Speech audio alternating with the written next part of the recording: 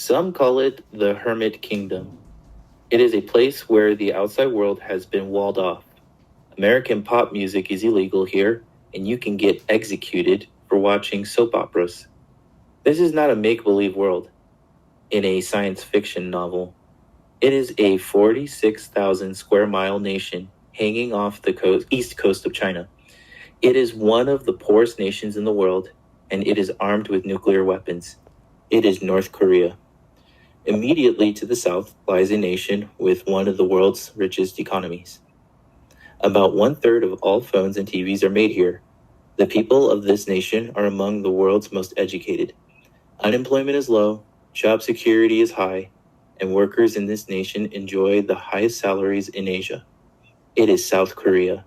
The people of this nation share origins with their northern neighbor, but they have since grown far apart. The Democratic People's Republic of Korea, known to Westerners as North Korea, was founded in 1945 after World War II. Their neighbor at the end of the Korean Peninsula, South Korea, or Republic of Korea, was established at the same time. These two nations have an unusual history. For one thing, they have technically been at war since 1950. Though they were born at the same time, these two countries had different parents. The United States supported South Korea in its infancy. China and the Soviet Union supported North Korea. The US and the Soviet Union may have ended World War II as allies, but they had different ways of organizing their societies. The US is a capitalist country. That means that some people are rich and some people are poor. Resources are distributed unevenly. Businesses are owned by private entities. The Soviet Union claimed to have a communist system. That means that everybody supposedly gets the same. Resources are distributed more evenly. Businesses are owned in common by the government. These two superpower nations raised North and South Korea in their own images. The two Koreas went to war in 1950. The North attacked and took over much of South Korea, but the United States jumped in and pushed the North Koreans back to the Chinese border. Then China got involved and pushed the Americans and South Koreans back. The nations agreed to a ceasefire. Millions of people were dead, and the living returned to their original boundaries. The war never officially ended, though combat has ceased for the most part. After the war, South Korea was one of the poorest nations in the world. In 1960, the average citizen made $79 a year. The country did not have a lot of natural resources to sell, but they did have many hardworking people. During the 1960s, the country began manufacturing labor-intensive products. Selling these products to people in other nations made South Korea rich. They now have one of the largest and most thriving economies in the world. As of 2012, the average South Korean citizen makes around $32,020 a year.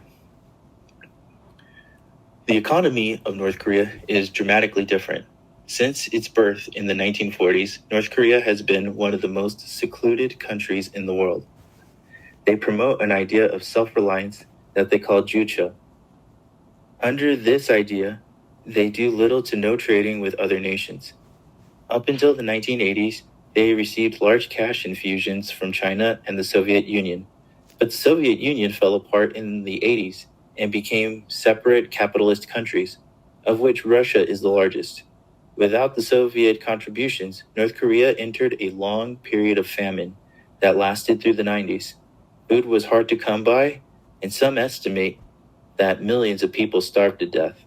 Still, the country persisted when much of the world thought that it would fall apart. Not only did they survive, they managed to build a nuclear arsenal during this time. North Korea and South Korea share a border. Since they are locked in a state of perpetual war, it's not a regular border with a simple checkpoint. The border they share is known as a demilitarized zone.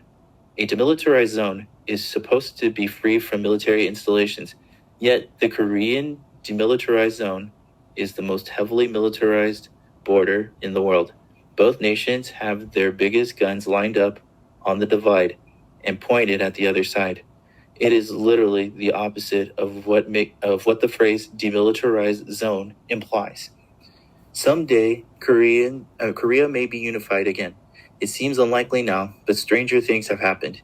Yet, even if they did unify, how could these very different societies acclimate to one another?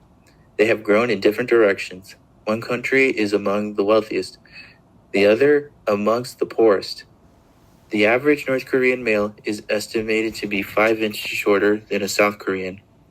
Some suspect because of malnutrition. With such big differences, will they ever be able to see eye to eye? Thank you, Jesu Pa.